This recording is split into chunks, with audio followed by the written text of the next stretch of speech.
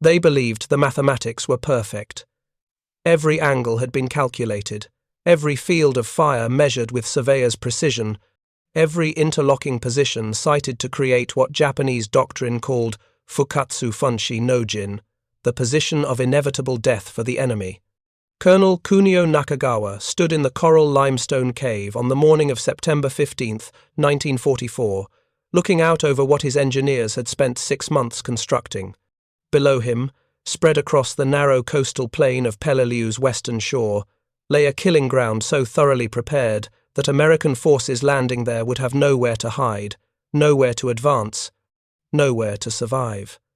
The coral ridges rising behind him, Brogle Mountain, though Americans would come to call it Bloody Nose Ridge, contained over 500 interconnected caves and fortified positions. His 11,000 troops were not deployed in the traditional Japanese manner, massed for banzai charges, at the play, water's edge. They were dug in, concealed, positioned in mutually supporting strongpoints with calculated fields of fire that covered every approach. The doctrine had changed after Tarawa, after Saipan, after the costly failures of frontal counterattacks against American firepower. Now they would bleed the Americans, force them to pay for every yard of coral with blood. Nakagawa had studied the American methods. He knew their patterns. They would bombard the beaches, land their marines in waves, push inland expecting resistance at the shore. His plan was different. Let them land. Let them move into the designated killing zones. Then open fire from positions they could not see, could not suppress, could not assault without extraordinary cost. The caves were impervious to naval gunfire. The positions were sited for grazing fire across open ground. His machine gunners had pre-registered their weapons. His mortar crews had marked their target coordinates. His artillery, hidden in caves, with steel doors, could fire and then roll back into protection before counter-battery fire arrived. If you're enjoying this deep dive into the story, hit the subscribe button and let us know in the comments from where in the world you are watching from today. The Colonel's confidence was not arrogance. It was based on careful analysis of previous battles, on engineering principles, on the natural defensive advantages of Peleliu's terrain. The island was 6 miles long and 2 miles wide, shaped like a lobster claw with the Brogle Ridge system forming a spine of coral limestone that rose over 300 feet in places. The rock was ancient reef, harder than concrete, riddled with natural fissures and caves that his engineers had expanded and connected. Some positions were 30 feet deep into solid coral, immune to anything except a direct hit by the largest naval guns, and even then, survivable. His troops were not the conscripts and garrison forces that had defended other islands. These were veteran soldiers from the 14th Infantry Division, men who had fought in Manchuria and China. They were disciplined, trained in the new defensive doctrine, resigned to fighting to the death, but determined to make that death as costly as possible for the Americans. Each man had been issued enough rations for 60 days. Ammunition was stockpiled in protected magazines. Water, always the critical resource on Pacific islands, had been stored in tanks and drums throughout the cave system. Nakagawa knew the Americans were coming. Intelligence reports confirmed the massive fleet assembling. He knew his forces could not win, could not hold Peleliu indefinitely. But victory was not the objective. The objective was time to delay the American advance toward the Philippines, to inflict such casualties that the enemy would hesitate before the next assault, to demonstrate that every island closer to Japan would cost more than the Americans were willing to pay. The Perstem mathematics were perfect. The position was ready. 470 American casualties in the first 4 hours would prove merely the beginning of what Peleliu would cost them. The Palau Islands occupied a position of critical strategic importance in the Western Pacific, sitting approximately 500 miles east of the Philippines and 800 miles southwest of Guam. By September of 1944, American forces had fought their way across the Central Pacific in a campaign of island hopping that left Japanese garrisons isolated and bypassed. Tarawa had fallen in November of 1943 after 76 hours of brutal combat. The Marshall Islands were taken in early 1944. Saipan, Tinian, and Guam in the Marianas had been secured by August, bringing the Japanese home islands within range of the new B-29 superfortress bombers. Admiral Chester Nimitz's Central Pacific offensive had been extraordinarily successful, but also extraordinarily costly. The Marines who landed at Tarawa suffered over 3,000 casualties, taking an island barely 2 miles long. Saipan cost over 16,000 American casualties. Each island brought American forces closer to Japan, but each island also revealed that Japanese defenders were adapting their tactics, learning from their defeats, developing new methods to inflict maximum casualties on attacking forces. The traditional Japanese defensive doctrine had emphasized aggressive counterattacks. When Americans landed on a beach, Japanese commanders would mass their forces for immediate banzai charges, attempting to drive the invaders back into the sea through sheer fighting spirit and willingness to accept casualties. This doctrine had failed repeatedly. American firepower, naval guns, artillery, automatic weapons, and close air support destroyed these massed attacks with devastating efficiency. At Saipan, the massive Japanese counterattack on the night of June 16th had cost thousands of lives and accomplished nothing except to deplete the garrison's combat power. Japanese military theorists recognized the failure. New guidance was issued to garrison commanders throughout the Pacific.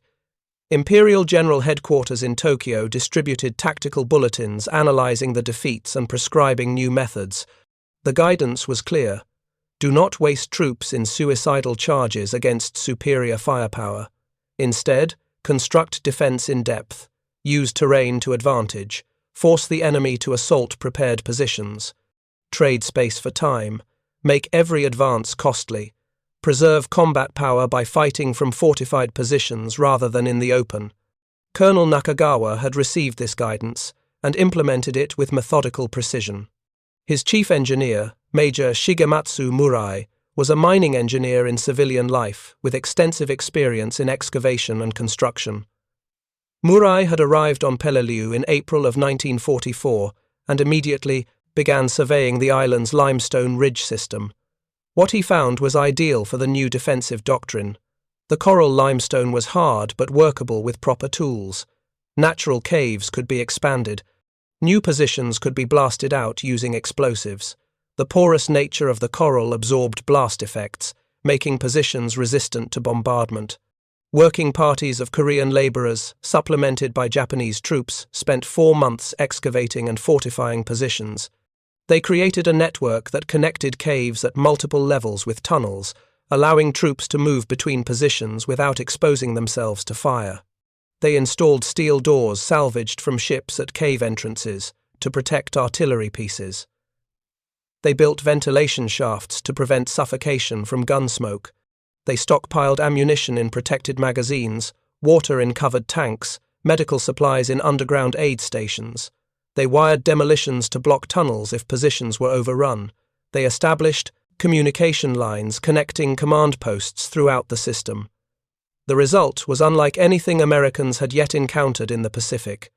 This was not a beach defense with troops exposed in trenches. This was fortress warfare, with the fortress carved into living rock and designed by men who understood both military necessity and engineering reality. Nakagawa's 11,000 defenders were not expected to hold Peleliu forever. They were expected to make its capture so costly that American planners would reconsider the wisdom of continuing the island-hopping campaign toward Japan. The confidence that Colonel Nakagawa felt was shared by his subordinate officers and, to a varying degree, by the men under their command.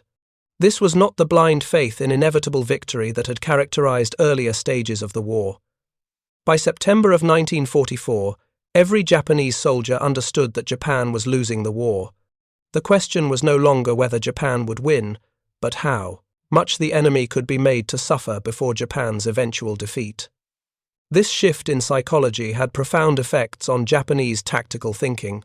Soldiers who believed in victory fought to seize objectives and destroy enemy forces.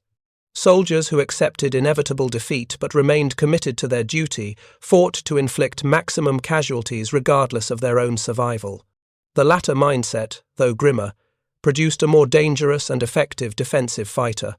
The man who knows he will die but wants his death to matter fights with a different kind of determination than the man who expects to survive and return home. Japanese military culture had prepared soldiers for this psychological transition through decades of indoctrination in Bushido, the way of the warrior, and through specific training in acceptance of death.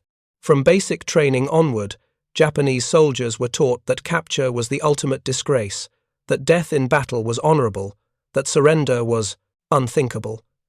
The Senjin-kun, the military field code issued in 1941 by Prime Minister Hideki Tojo, explicitly stated, "Do not live in shame as a prisoner.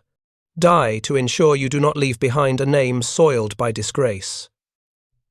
This code was not merely propaganda. It reflected genuine cultural values that had been deliberately strengthened and militarized by the government. Japanese soldiers on Peleliu understood they would not be relieved, would not be evacuated, would not survive the battle. They accepted this.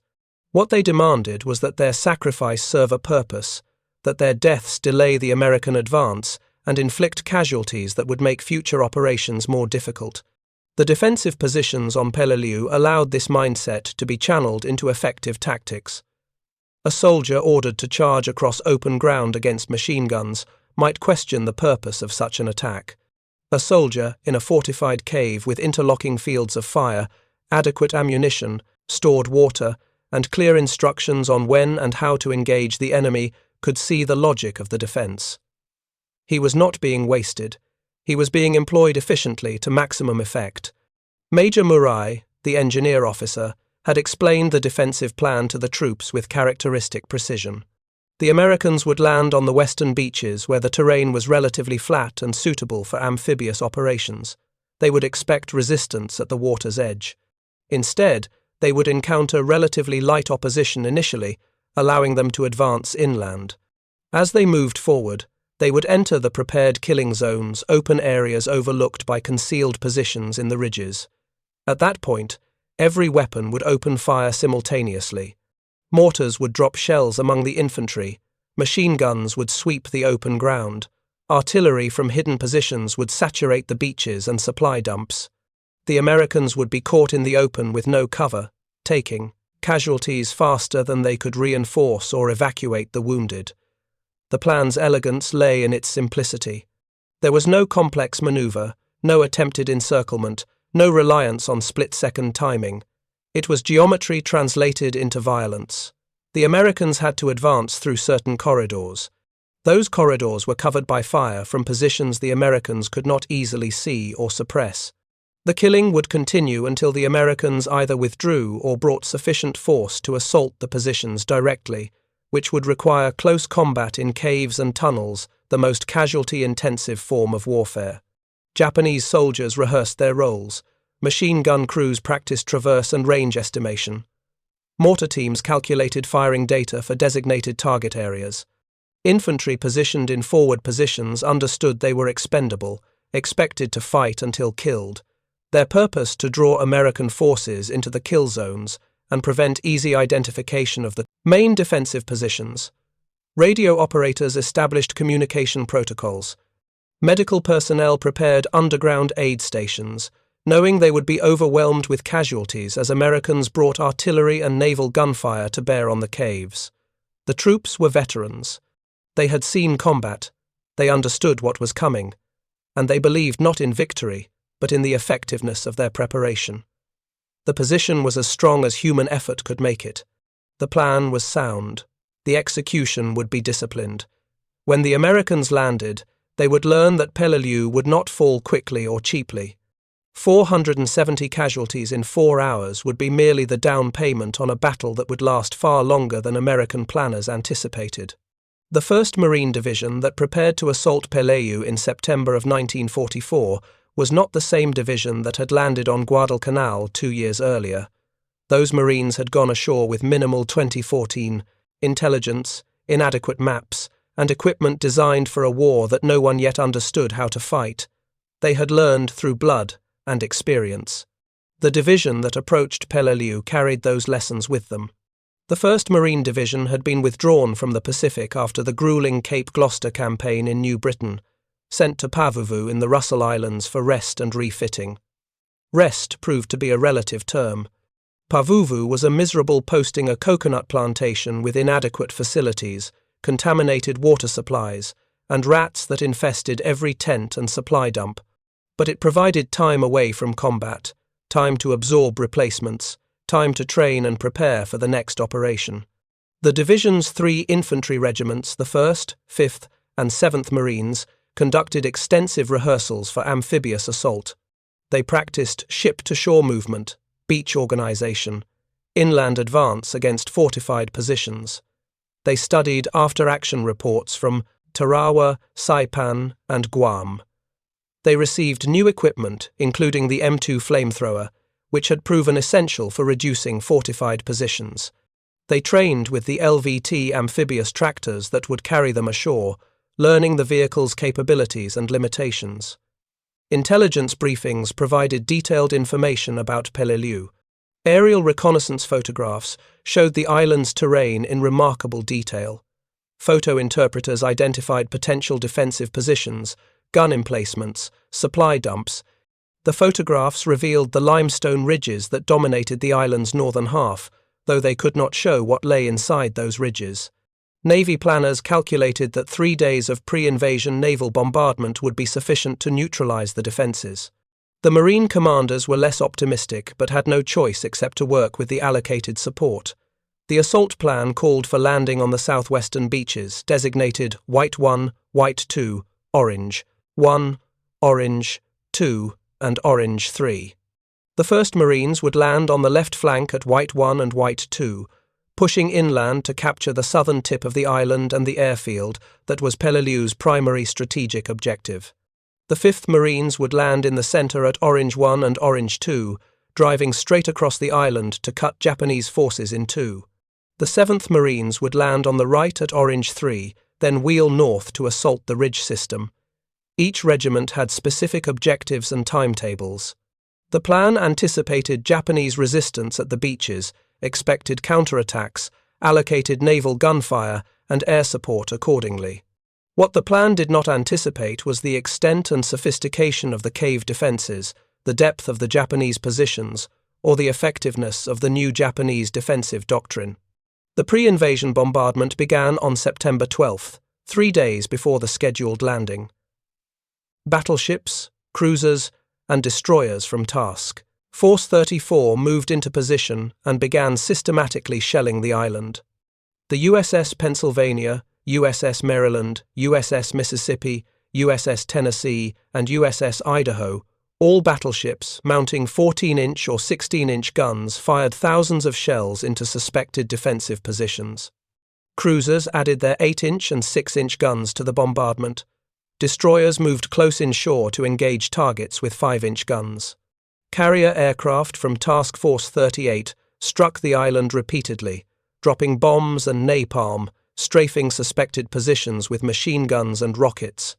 The aviators reported excellent results, observing explosions and fires across the island. Naval gunfire spotters in observation aircraft directed fire onto specific targets. By the evening of September 14th, after 3 days of bombardment, Navy commanders reported that Peleliu had been neutralized, that organized resistance would be minimal. Admiral Jesse Oldendorf, commanding the bombardment force, believed his ships had destroyed most Japanese defensive positions. Rear Admiral George Fort, commanding the amphibious task force, accepted this assessment. Major General William Rupertus, commanding the 1st Marine Division, was more cautious but could not contradict the Navy's evaluation. He told his staff he expected the operation to be difficult but short, perhaps 3 or 4 days of hard fighting before the island was secured. The Marines preparing to go ashore on the morning of September 15th had mixed feelings about these optimistic predictions. Veterans of previous campaigns knew that naval bombardment, however impressive, rarely destroyed well-constructed defensive positions. They had seen Japanese emerge from caves and bunkers that appeared to have been obliterated, ready to fight. They had learned that every landing was opposed, that every yard of ground cost blood, that optimistic timetables were usually wrong. At 05:30 on September 15th, 1944, The first wave of Marines climbed down cargo nets from their troop transports into waiting LVTs. The amphibious tractors, called Amtraks or alligators by the troops, were ungainly vehicles, essentially armoured boxes with tracks that could operate in water and on land. Each carried approximately 20 combat-loaded Marines plus a crew of 3. The vehicles formed up in waves, circling in the water while waiting for the signal to head for shore. At 0830, the naval bombardment lifted from the beaches and shifted to targets inland. At 0832, the first wave of LVTs began their run toward shore. Behind them came additional waves at precisely timed intervals. Overhead, Marine Corsair fighters strafed the beaches with machine gun fire and rockets. The noise was overwhelming engines, gunfire, explosions, the sound of hundreds of vehicles churning through water toward a hostile shore. If you find this story engaging, please take a moment to subscribe and enable notifications. It helps us continue producing in-depth content like this. The LVTs carrying Companies K and I of the 3rd Battalion, 1st Marines hit White Beach 1 at 0832 precisely on schedule. The Amtraks ground up onto the coral sand, dropped their ramps, and Marines poured out into what should have been a storm of defensive fire. Instead, there was almost nothing. A few mortar shells landed in the water behind them. Scattered rifle fire cracked from positions inland. But the expected wall of machine gun fire, the artillery barrage, the massed defense at the water's edge, none of it materialized. Lieutenant Colonel Russell Honsowetz, commanding the 3rd Battalion, scrambled out of his command track and immediately tried to make sense of the situation. His training and experience screamed that this was wrong, that the Japanese had to be somewhere, that the absence of resistance was more terrifying than its presence because it meant the enemy was waiting. But his orders were clear: push inland, seize objectives, maintain momentum. His companies moved forward across the beach, through scraggly vegetation, past abandoned defensive positions that showed signs of bombardment damage, but appeared to have been evacuated. Behind them, more waves landed. The 5th Marines came ashore at Orange Beach 1 and 2 in the centre of the assault zone. They, too, encountered surprisingly light resistance. Landing craft bringing tanks and artillery were able to beach and unload without catastrophic losses. Within 30 minutes, over 4,000 Marines were ashore and pushing inland. The operation was proceeding better than anyone had dared hope. Colonel Nakagawa watched from his command post deep in the Umabrugol ridges. Reports came in from his forward observation posts. The Americans were landing in strength. They were moving inland. They were approaching the designated killing zones. He issued no orders yet. The plan was clear. Everyone knew their role. Wait until the Americans were committed, until they had moved away from the cover of naval gunfire, until they were in the open ground where his weapons could reach them. Then strike. The 1st Marines advanced approximately 400 yards inland from White Beach, moving through light vegetation and scattered coral outcroppings. They were making good time, encountering only isolated resistance. Some Marines began to believe the Navy's assessment had been correct, that the bombardment had indeed neutralized the defenses. Then they reached the area between the beach and the edge of the airfield, a relatively flat, open expanse of coral and sand with minimal cover. At precisely 0900 hours, every Japanese weapon that could range that area opened fire simultaneously. Mortars that had been silent during the landing now dropped shells among the advancing Marines with devastating accuracy. Machine guns positioned in caves and fortified positions along the ridges opened up with interlocking fields of fire that swept the open ground. Artillery pieces that had been concealed in caves, protected from the naval bombardment, rolled forward, fired, and rolled back before counter-battery fire could be directed against them. The effect was catastrophic.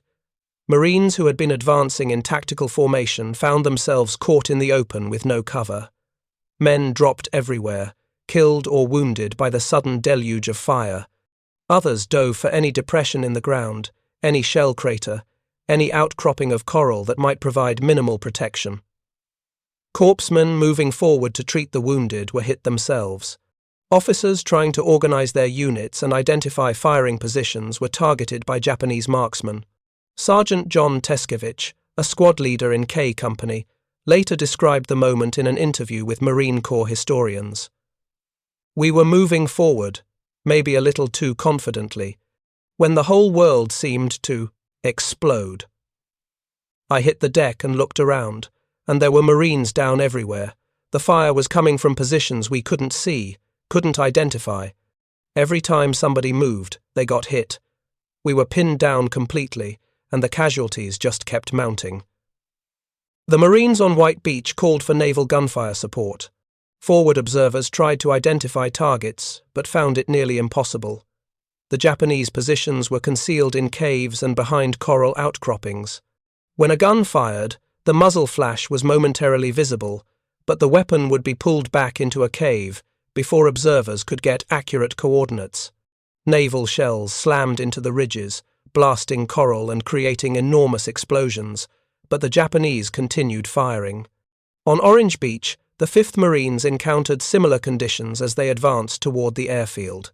The 1st Battalion, 5th Marines, under Lieutenant Colonel James Masters, pushed forward aggressively and found themselves in a killing zone south of the airfield. Japanese fire from prepared positions along what would become known as the Point, a coral promontory, jutting into the beach, caught the battalion in an enfilade, firing along the length of their formation.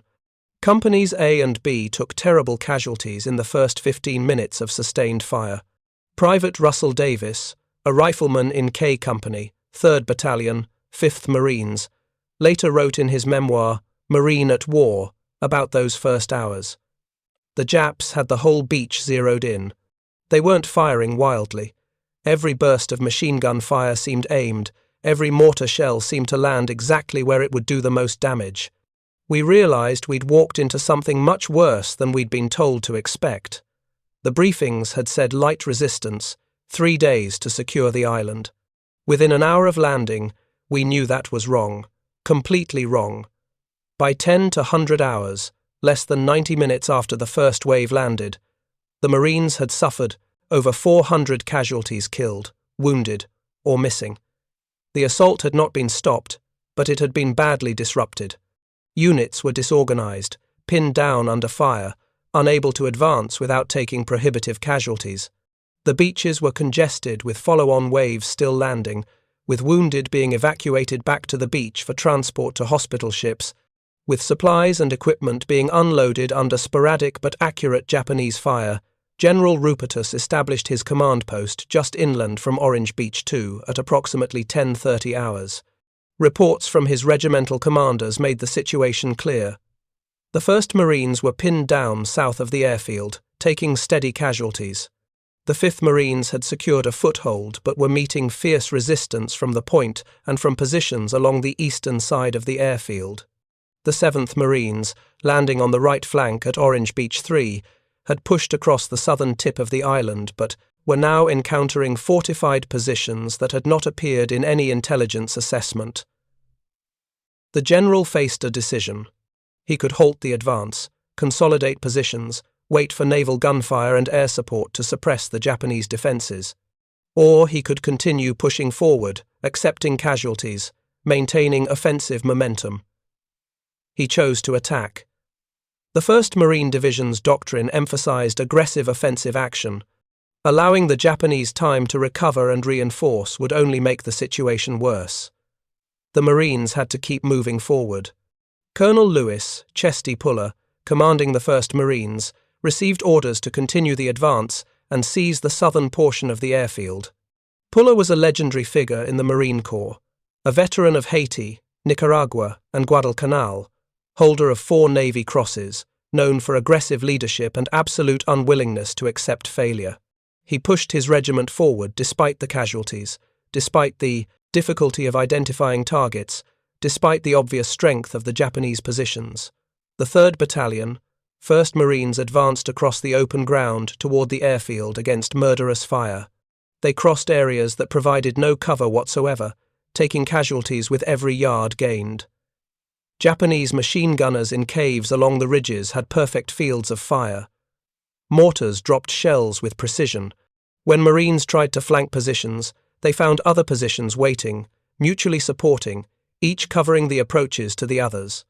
By noon on September 15th, the 1st Marines had lost over 200 men killed or wounded.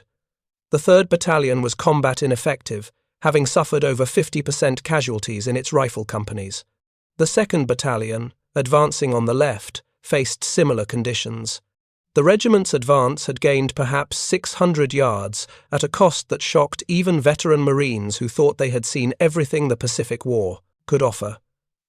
On the 5th Marines front, Companies A and B attempted to assault the point the Coral Promontory from which Japanese fire was devastating the southern flank of the beachhead. Captain George Hunt, commanding K Company, 3rd Battalion, 5th Marines, was ordered to take the position.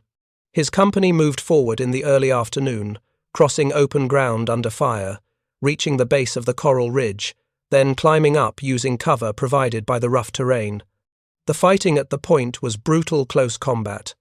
Japanese defenders in caves and fortified positions fought with rifles, machine guns, grenades, and desperate hand-to-hand combat when Marines reached their positions. Hunt's company suffered severe casualties but managed to seize the high ground by mid-afternoon. They held against counterattacks throughout the night, supplied with ammunition and water by Marines who crawled forward under fire, surrounded by Japanese positions on 3 sides. Their survival dependent on naval gunfire that could be called within yards of their position. The 7th Marines, operating on the southern end of the island, encountered less resistance initially, but then ran into fortified positions in the swamp and scrub terrain south of the airfield. These positions had not been detected in reconnaissance. Japanese troops in reinforced bunkers and spider holes, small camouflaged fighting positions, opened fire at close range.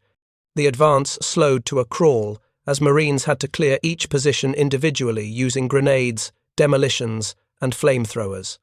By 1600 hours, 4 hours after the initial landing, casualty reports reaching General Rupertus's command post painted a grim picture. The 1st Marines had suffered approximately 210 casualties. The 5th Marines had lost over 150. The 7th Marines reported 90 casualties. Total casualties for the 1st Marine Division in the first 4 hours of combat on Peleliu exceeded 470 Marines, killed, wounded, or missing. The number shocked the division staff. Normal planning figures suggested that casualties in an amphibious assault against prepared defences might reach 10 to 15% in the first day. The 1st Marine Division had suffered nearly 5% casualties in 4 hours against an enemy that had barely been seen, that occupied positions the bombardment had failed to neutralize, that was fighting according to a doctrine American commanders did not yet fully understand. Colonel Nakagawa, receiving reports in his command post, allowed himself a moment of satisfaction. The plan was working precisely as designed. American casualties were mounting. The assault had been disrupted. The Marines held only a shallow beachhead and had not yet reached any of their first-day objectives. His own losses were minimal, perhaps 30 men killed and twice that wounded, most in forward positions that were expected to be overrun. The cave defences were intact. Ammunition expenditure was within acceptable limits. Water supplies were adequate. His forces could continue this defence for weeks if necessary. The battle for Peleliu did not end in 4 hours, or 4 days, or even the week that optimistic planners had projected. The fighting continued for 73 days, making it one of the longest and costliest battles in the Pacific War relative to the forces engaged. The 470 casualties suffered in the first 4 hours proved to be merely the opening installment of a butcher's bill that would eventually exceed 10,000 American casualties, including over 2,000 killed. The 1st Marines, Colonel Puller's regiment, bore the brunt of the fighting during the first week. They advanced yard by bloody yard into the Umobrugol ridges, assaulting caves and fortified positions that seemed to multiply with every advance. Japanese defenders fought from positions connected by tunnels, allowing them to reinforce threatened areas, evacuate wounded, and resupply without exposing themselves to American fire. When Marines cleared a cave at tremendous cost, Japanese soldiers would emerge from connecting tunnels to reoccupy it after the Americans moved on. By September 23rd, 8 days after the landing, the 1st Marines had been effectively destroyed as a fighting unit. The regiment had suffered over 60% casualties. Entire companies had been reduced to squad strength. Officers and NCOs who had led their men ashore were dead or evacuated, wounded. The surviving Marines were exhausted, dehydrated in the brutal heat, and mentally shattered by the intensity of the cave fighting. General Rupertus finally acknowledged reality and ordered the regiment withdrawn, replaced by the Army's 321st Regimental Combat Team from the 81st Infantry Division. The arrival of Army reinforcements marked an admission that the operation had gone catastrophically wrong. The 1st Marine Division had been expected to secure Peleliu without assistance, establishing it as another triumphant marine operation like Tarawa or Saipan. Instead, the division had been fought nearly to destruction, requiring Army troops to complete the mission. The psychological impact on the Marines was profound. These were elite troops, victors of Guadalcanal and Cape Gloucester, and they had been stopped cold by an enemy they could barely see. The fighting continued through October and into November. The 5th and 7th Marines, reinforced by Army units, continued to assault the cave systems, using tactics that evolved through brutal trial and error. Flamethrowers proved essential, burning out caves and forcing defenders to evacuate or suffocate. Tank-mounted flamethrowers provided mobile firepower that could be brought directly to cave entrances. Engineers used explosives to seal caves after they were cleared, preventing reoccupation. Artillery and naval gunfire provided continuous support, though with limited effectiveness against positions deep in coral limestone. Colonel Nakagawa's defense succeeded beyond even his expectations. His forces held portions of the Brugol ridges until late November. As positions became untenable, he withdrew survivors into deeper caves, maintaining organized resistance with diminishing resources. On November 24, 1944, with his command reduced to fewer than 50 effective soldiers, Nakagawa burned the regimental colors and committed ritual suicide in his command cave. His final radio message to headquarters stated simply, "Our sword is broken, and our jewel is crushed." The formal declaration that Peleliu was secure came on November 27th, 73 days after the landing. By then, the 1st Marine Division had suffered 6,786 casualties, including 1,252 killed. The Army's 81st Infantry Division, committed piecemeal to relieve Marine units, suffered 3,278 casualties, including 542 killed. Total American casualties exceeded 10,000 men for an island 6 miles long and 2 miles wide that had been expected to fall in less than a week.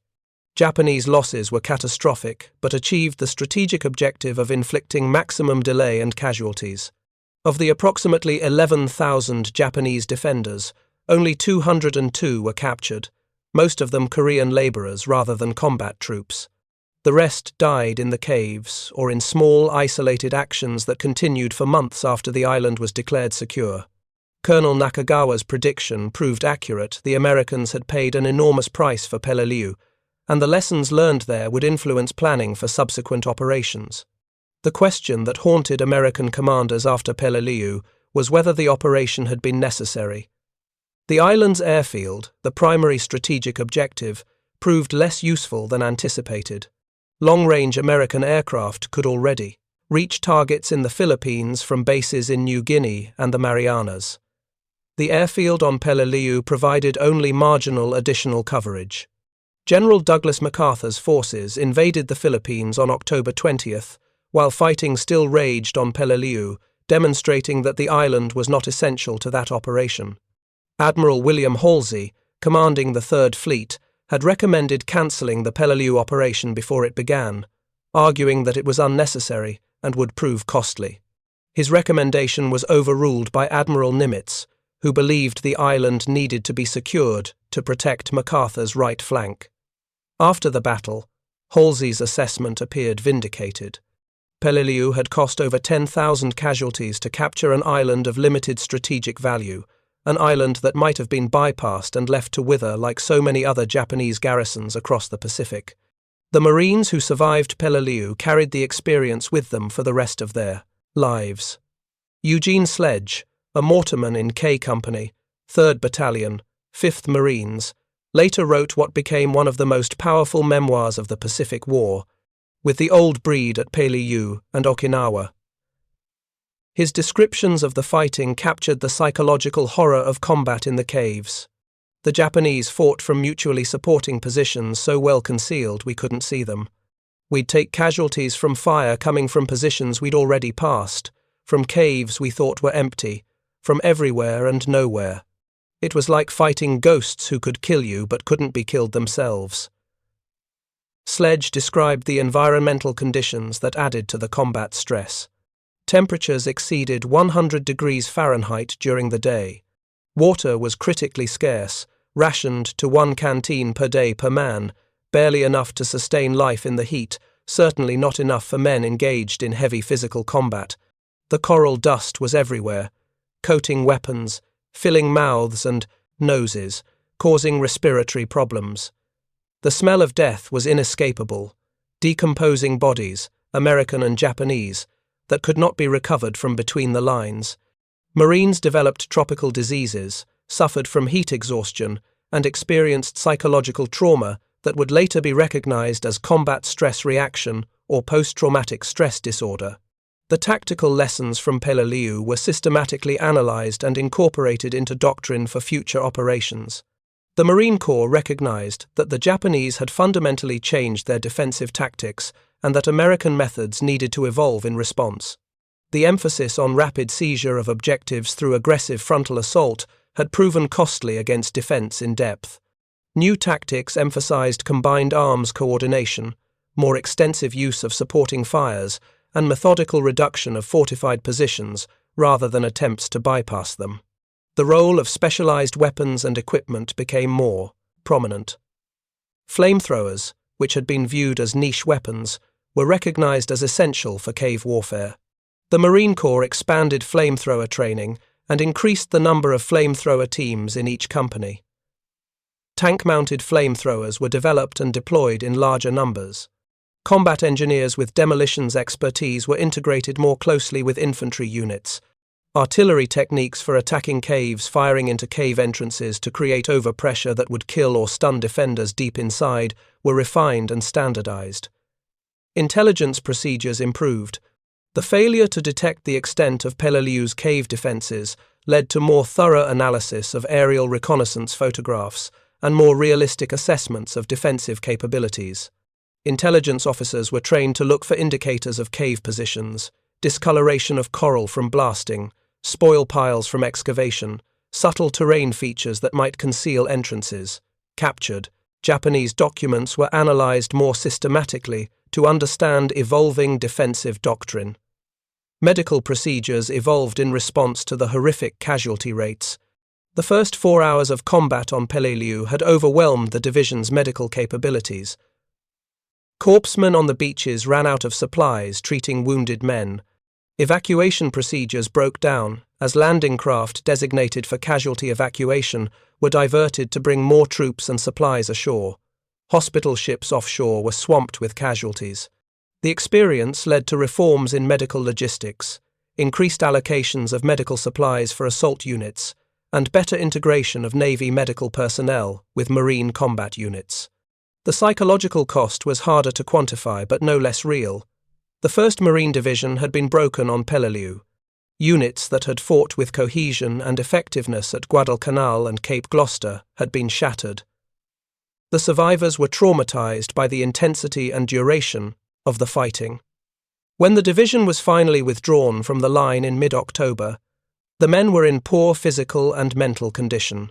Many required extended periods of rest and rehabilitation before they could return to combat effectiveness. Private First Class Russell Davis, whose memoir provided one of the most honest accounts of Marine combat in the Pacific, wrote about the psychological aftermath. Peleliu took something from us that we never got back. We'd been confident, even cocky, before the landing. We'd beaten the Japanese before, and we thought we'd do it again. But Peleliu taught us that the Japanese had learned from their defeats, that they could adapt and improve, that they could hurt us badly, even when they knew they couldn't win. After Peleliu, we never approached another island with quite the same confidence. The 470 casualties in the first 4 hours represented more than just numbers on a casualty report. Each number was a Marine who had trained for months, who had climbed into an Amtrak, believing the operation would be difficult but achievable, who had landed on a hostile beach and advanced into fire. Each casualty was a life ended or permanently changed, a family that would receive a telegram, a community that would lose a son or father or brother. The aggregate of those individual tragedies, multiplied across 73 days of fighting, created a cost that forced fundamental questions about strategy, tactics, and the price America was willing to pay for victory. The strategic irony of Peleliu was that it proved both the effectiveness and the ultimate futility of the Japanese defensive doctrine that Colonel Nakagawa had executed so brilliantly. His forces had inflicted casualties at a rate unprecedented in the Pacific War. They had held out for more than 2 months against overwhelming American firepower. They had demonstrated that well-constructed defenses manned by determined troops could extract a terrible price from attackers. And yet, none of it mattered strategically. By the time Peleliu was secured, American forces had already landed in the Philippines. The B-29 bombers that would devastate Japanese cities were flying from the Marianas, not from Peleliu. The war's outcome was no longer in doubt. Japan's industrial capacity, its access to resources, its ability to sustain military operations were all in terminal decline. The American military machine was producing ships, aircraft, weapons, and trained personnel at rates Japan could not match. Each battle delayed the inevitable, but could not prevent it. For American commanders, Peleliu provided a disturbing preview of what the final campaigns of the war would cost. If a relatively small island like Peleliu could inflict over 10,000 casualties, what would Iwo Jima cost? What would Okinawa cost? What would the invasion of the Japanese home islands cost? The answers to those questions would prove even more horrifying than Peleliu suggested. Iwo Jima would cost nearly 27,000 American casualties. Okinawa would exceed 50,000. The projected casualties for an invasion of Japan Operation Downfall were estimated at anywhere from 500,000 to over 1 million American casualties. These projections, informed directly by the experience at Peleliu and subsequent battles, influenced the decision to use atomic weapons against Hiroshima and Nagasaki. President Harry Truman, advised by military commanders who had studied the casualty reports from Peleliu, Iwo Jima, and Okinawa, concluded that invasion of Japan would cost more American lives than could be justified when an alternative existed. The atomic bombs killed over 200,000 Japanese civilians, but potentially prevented casualties on both sides that would have dwarfed even that horrific toll. The 1st Marine Division, after Peleliu, was withdrawn to Pavuvu for reconstitution. The division that had landed on September 15, 1944, no longer existed as a cohesive fighting force. It had to be rebuilt from the handful of survivors and large numbers of replacements who had not experienced Peleliu. The division would not return to combat until the invasion of Okinawa in April of 1945, giving it 6 months to recover and integrate new personnel. For the survivors, Peleliu became a defining experience. Eugene Sledge titled his memoir "With the Old Breed," referring to the veterans who had trained him and led him through Peleliu and Okinawa. Many of those old breed Marines had been killed or evacuated, wounded from Peleliu. The survivors carried guilt that they had lived while friends had died, anger that they had been committed to what appeared in retrospect to be an unnecessary operation, and pride that they had accomplished their mission despite the cost. The 470 casualties in the first 4 hours, the number that had shocked General Rupertus, his staff, that had indicated immediately that something was terribly wrong with the pre-landing assessments, that had marked the beginning of 73 days of brutal combat, became a symbol of the battle's character. Those casualties represented the collision between American confidence and Japanese defensive preparation, between optimistic planning and harsh reality, between what commanders expected and what Marines experienced. Colonel Nakagawa's assessment that his kill zones would devastate the American landing force proved accurate. His engineering had been sound. His tactical dispositions had been correct. His troops had fought with the discipline and determination he had expected. The mathematics of his defensive plan, as he had stood in his command cave on the morning of September 15th, watching the American fleet approach, had indeed been perfect. 470 American casualties in 4 hours demonstrated that perfection. But mathematics and engineering and tactical skill could not overcome the fundamental strategic reality of the Pacific War. Japan was fighting an industrial and demographic colossus that could absorb losses that would have crippled other nations, that could replace casualties with trained replacements, that could maintain offensive operations despite setbacks. The United States in 1944 had 11 million men under arms. The 1st Marine Division, despite its losses on Peleliu, would be reconstituted and returned to combat. The casualties, though devastating to the individuals and units involved, were sustainable at the national level. For Japan, every loss was irreplaceable. The 11,000 troops who died defending Peleliu could not be replaced with equivalently trained soldiers. The weapons and supplies consumed in the battle could not be replenished from Japan's strained industrial base. Each defensive success delayed but could not prevent the American advance.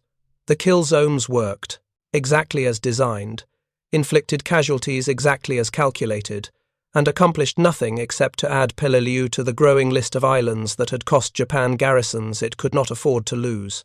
The Marines who landed on September 15, 1944, believed they faced a 3-day operation against light resistance. The Japanese who waited in their caves believed their perfect kill zones would devastate the American assault and demonstrate that further advances toward Japan would be prohibitively costly. Both beliefs collided with reality in the first 4 hours of combat. 470 casualties taught both sides that Peleliu would not conform to anyone's expectations, that the battle would be longer and costlier than anticipated, that the new Japanese defensive doctrine worked precisely as designed, and that it would not matter in the end. The mathematics were perfect. The position was impregnable, as human effort could achieve. The defenders were trained, equipped, and determined. And American Marines, bleeding at a rate that shocked their commanders, advanced anyway. Not because they were braver or more skilled or more determined than their opponents, but because they represented a nation that could absorb such losses and continue fighting. That was the truth that the first 4 hours of Peleliu revealed, the truth that would shape the final year of the Pacific War, the truth that made every subsequent battle both a testament to Japanese defensive skill and a demonstration of its ultimate futility. The cost had been enormous, the necessity questionable, the courage on both sides undeniable, and the lesson clear. In modern industrial warfare, tactical excellence could not compensate for strategic disadvantage. Colonel Nakagawa's perfect kill zones had worked exactly as designed, and it had not been enough. Thank you for watching. For more detailed historical breakdowns, check out the other videos on your screen now, and don't forget to subscribe.